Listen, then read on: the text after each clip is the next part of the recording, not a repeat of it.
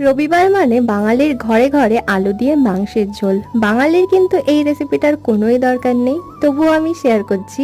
একটা মশলা তৈরি করব, যেটার জন্য আদা, রসুন, শুকনো লঙ্কা, জিরে, ধনে ভালো করে বেটে নেব, টমেটো বেটে নেব, আর এখানে গরম মশলা, একটু জিরে আর শুকনো লঙ্কার মধ্যে দিয়ে দেব পেঁয়াজ। আর হ্যাঁ, অনেকটা সর্ষের তেল দিতে হবে। পেঁয়াজটা হালকা ভাজা হলে এর মধ্যে মশলা, লবণ, হলুদ দিয়ে ভালো করে কষাবো। টমেটো পিউরেটা দেবো আর দেবো একটু দই। দইটা দিলে বেশ ভালো টেস্ট হয়। এখন মাংসটাকে ভালো করে মিক্স করব এর মধ্যে, আর মশলাটা ভালো করে ভাজা ভাজাও করে নেব, আর মাংসটাকে ভালো করে কষিয়ে নেব। আর এর মধ্যে দিয়ে দেবো আলু। আলু কিন্তু আমাদের বাঙালির ইমোশন।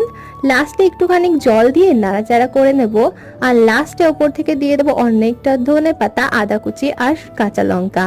এইগুলো কিন্তু টেস্ট অনেক এনহ্যান্স করে। এখন গরম ভাতের সঙ্গে দুপুরবেলা খেয়ে ভাত ঘুম।